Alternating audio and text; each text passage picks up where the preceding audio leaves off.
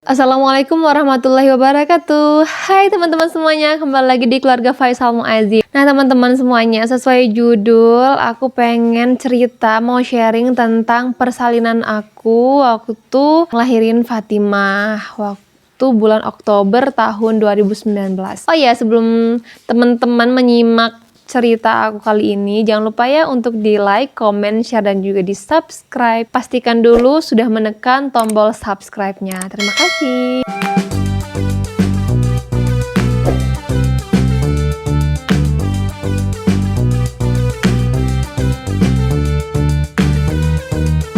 Nah teman-teman, banyak banget yang minta aku untuk sharing masalah persalinan ini. Karena memang persalinanku ini itu penuh dengan penuh dengan air mata, bisa dibilang kayak gitu. Karena bayiku itu, aku lahiran normal ketika bayiku beratnya sudah 4,2 kilo. Dan aku lahirannya di bidan. Nah sebelum itu aku mau sharing apa saja sih yang aku persiapkan untuk menyambut buah hatiku dan apa saja ikhtiarnya. Kenapa aku mau lahirannya di bidan bukannya di rumah sakit dengan berat badan janin ketika itu udah 4 kilo. Nah, pertama-tama aku mau share dulu ini pas di trimester yang ketiga. Jadi aku mau cerita di trimester ketiga, atau kalau kata orang tuh trimester ketiga itu bener-bener persiapan lahiran, dimana kita tuh badan-badan tuh udah mulai berat, terus kaki membengkak, pipi membengkak, jalan susah, dan lain sebagainya. Nah ini persiapan aku waktu lahiran atau pas hamil Fatimah. Karena aku punya alasan kenapa aku pengen lahiran di BSB. Yang tahu BSB, Bumi Sehat Bahagia, dan banyak banget rekomendasi. Teh ceritain dong gimana waktu itu lahiran di BSB. Teh aku lagi bingung nih mau lahiran di mana, kasih tahu, ceritain dong atau sharing pengalaman di BSB dan lain sebagainya. Karena pada saat itu juga aku mengalami pendarahan dan hampir tidak sadarkan diri. Nah sebelum itu aku mau cerita kenapa aku memilih BSB. Aku punya penyakit asma teman-teman. Karena aku punya penyakit asma, dan asma itu kalau aku pribadi gitu ya, aku gak kuat di tempat yang dingin. Karena memang cuaca Cianjuang, atau karena memang cuacanya yang dingin gitu. Karena aku punya penyakit asma, kan khawatir juga ya kalau kita lagi lahiran terus ada penyakit asma juga. Nah gitu. Jadi alasannya kenapa aku di BSB, karena memang pertama dia di tengah-tengah kota, di Kopo, di sekitaran Kopo. Yang menurut aku di sana tuh udaranya panas gitu, maksudnya nggak dingin gitu kan. Jadi aku ngerasa untuk meminimalisir takutnya aku nanti asma ketika persalinan, ya udah aku cari yang di tengah kota. Yang kedua, aku cari klinik itu yang dekat dengan rumah sakit teman-teman, karena memang banyak banget yang rekomendasiin. Kita tuh ada plan A dan juga ada plan B gitu. Banyak banget juga kan kita, na'udzubillah min dzalik ya, kita nggak mau yang namanya tuh, kita udah ikhtiar nih, tapi kan semuanya kita serahkan ke Allah. Kita serahkan ke Allah semuanya. Jadi aku ada pilihan nih, ketika di klinik nggak bisa, aku langsung bisa ke rumah sakit. Nah, makanya aku pengen di BSB juga karena dia deket dengan rumah sakit. Salah satunya itu rumah sakit Immanuel. Di sana juga akhirnya aku mendapatkan penanganan pertolongan di rumah sakit Immanuel. Nah sebelum itu aku mau sharing dulu nih persiapan apa saja aku waktu mau lahiran.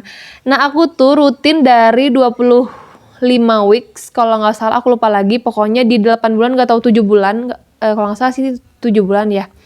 Sekitar umur kandungan udah 7 bulan aku tuh aktif yoga nih. Di BSB atau Bumi Sehat Bahagia tuh ada yoga, dan ternyata bidan daulanya itu adalah Teh Agustina, yang memang dia tuh selebgram di Bandung tuh sama beliau gitu. Jadi alhamdulillah banget ketika aku bisa ikutan yoga dan pelatih yoganya itu adalah orang yang hebat dan memang sering dipakai di mana-mana. Aku ngerasa wah keren nih. Nah gitu, makanya aku dulu tuh ikutan yoga di BSB Bumi Sehat Bahagia gitu teman-teman, karena udah ada yoganya di sana. Terus juga aku makan sehat, karena di trimester ketiga itu aku udah tahu janinku tuh sebenarnya udah cabi, kata bidan, kata dokter. Kan aku rutin USG pada saat itu. Jadi aku trimester ketiga itu udah gak makan nasi sebenarnya. Aku rutin makan sayur dan buah aja teman-teman. Jadi kalau waktu di trimester pertama aku tuh berat badan aku turun sampai 5 kilo. Di trimester kedua aku lagi enak-enaknya makan. Nah di trimester ketiga tuh aku diet.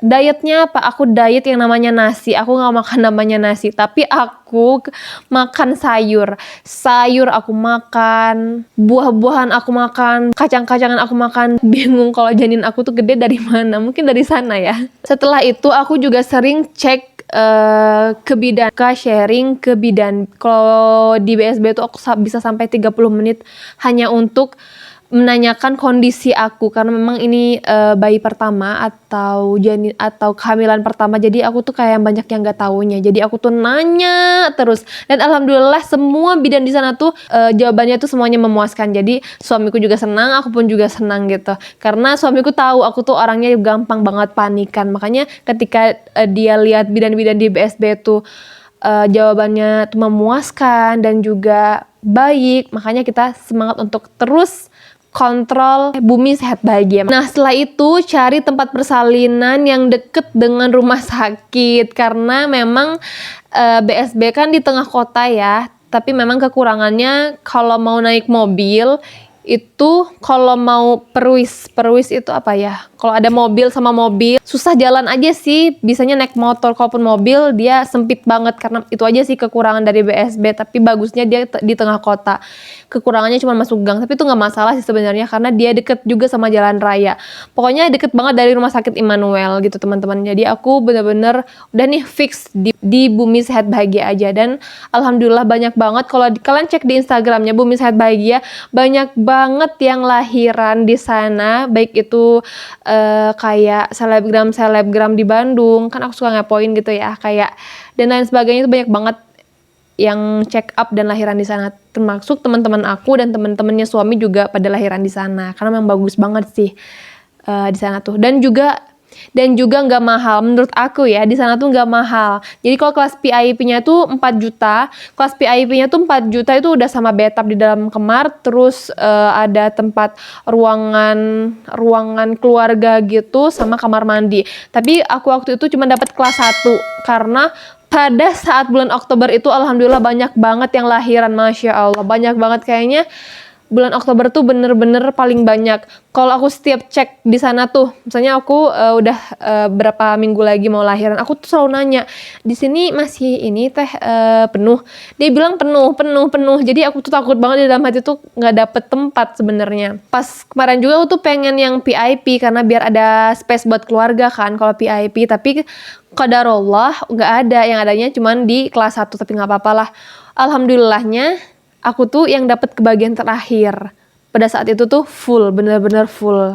Masya Allah, luar biasa kan BSB.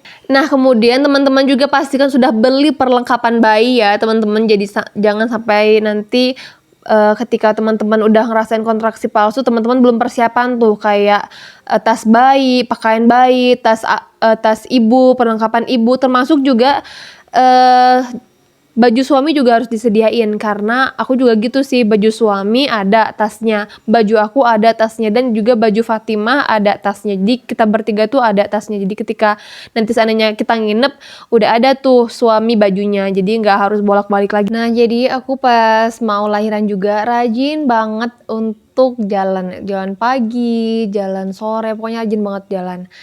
Nah jalan itu aku lakuin dari kapan ya, dari umur 7 bulan sampai mau lahiran. Pokoknya jalan itu hal yang terpenting untuk menyiapkan persalinan normal gitu teman-teman. Setiap hari aku minum Daogan. Kenapa aku minum Daogan? Karena Daogan itu bagus banget untuk bayi. Selain katanya tuh biar bayinya katanya bersih pas lahiran, tapi memang bagus banget. Karena waktu aku ke Umi Hanifah, guru aku dulu, aku dianjurin banget untuk minum air Daogan sampai lahiran gitu. Makanya aku rajin banget minum Daogan sampai 2 atau 3 buah sehari. Pokoknya aku rajin banget minum Daogan. Afirmasi positif ini wajib banget teman-teman untuk yang mau lahiran normal, ikhtiar lahiran normal. Afirmasi itu wajib banget kalian dengerin setiap hari. kan banyak banget tuh di Google, atau aku biasanya ngepoin Instagramnya bidan kita. Nah, di webnya itu banyak banget cerita-cerita menarik untuk yang lahiran normal, tanpa jahitan, perineum, dan lain sebagainya. Pokoknya afirmasi positif ini wajib banget kalian lakuin sampai menjalin persalinan. Afirmasi positif itu bener-bener berpengaruh banget buat kita, buat aku sih terutama ya. Habis itu aku pijit perineum. Aku lihat pijit perineum itu sama di YouTube-nya bidan kita, itu ada cara bagaimana pijit perineum. Biasanya aku lakuin sama pasangan. Pernah aku di BSB juga ada tuh pijit perineum itu tuh berapa ya, 120.000 kalau nggak salah, itu 2 jam nggak tahu 3 jam, udah sama ada air hangatnya juga. Pokoknya pokoknya semua ikhtiar udah aku lakuin untuk menyambut lahiran normal, dan bener-bener ikhtiarnya tuh semaksimal mungkin gitu. Nah, terus aku juga persiapan kurma ajwa. Aku nggak persiapan untuk diri aku sih, aku persiapan kurma ajwa itu buat tahnik nanti Fatimah ketika dia lahir. Aku udah persiapan kurma ajwa, dan pada akhirnya pas waktu aku di BSB aku makan kurma ajwa juga, karena memang kurma tuh bagus banget untuk nambah stamina. Jadi ketika di Bumi Sehat Bahagia tuh aku dipaksa makan, tapi apa ya, karena kita nahan sakit kontraksi, jadi nggak kepikiran buat makan. Kepikirannya tuh kalau bisa cepet-cepet brojol aja gitu, cepet-cepet lahiran. Jadi kurma itu wajib banget di list untuk persiapan lahiran kamu. Nah, jangan lupa juga persiapkan nama bayinya ya. Kalau aku nama bayi itu aku serahkan semuanya sama abinya. Dia mau namanya siapa, yang penting baik dan juga artinya juga baik. Karena waktu itu aku nggak ada kontraksi palsu, dan aku tuh udah lebih dari HPL yang harusnya aku tanggal 7 Oktober, jadinya aku sekitar tanggal 13 Oktober. Jadi dari tanggal 7 ke tanggal 13 itu aku sudah bekam. Jadi bekam itu buat pemicu agar aku bisa kontraksi. Aku udah 2 kali bekam, dan alhamdulillah bekam kedua kalinya aku baru ada kontraksi, dan langsung kontraksi asli maksudnya. Dan yang terakhir, berdoa teman-teman. Jangan lupa untuk berdoa, ikhtiar semaksimal mungkin. Apapun yang setelah kita lakukan, jangan lupa berdoa kepada Allah Subhanahu. Ikhtiar maksimal, berdoa sama Allah, serahkan semua sama Allah, insya Allah hasilnya juga akan maksimal. Nah, itu dia tips dari aku persalinan aku untuk trimester ketiga. Nah, nanti next video selanjutnya aku bakal cerita ketika aku di BSB, ketika aku persalinan. Karena di part ini udah panjangan, jadi aku bakalan bikin yang next selanjutnya. Oke? Itu saja video kali ini. Jangan lupa untuk di like, komen, dan juga di share jika video ini bermanfaat, dan semoga bermanfaat buat teman-teman yang mau persiapan lahiran. Jangan lupa ya untuk di share ke teman-teman yang lainnya. Semoga menjadi amal jariah buat kita semua. Terima kasih. Wassalamualaikum warahmatullahi wabarakatuh. Dadah.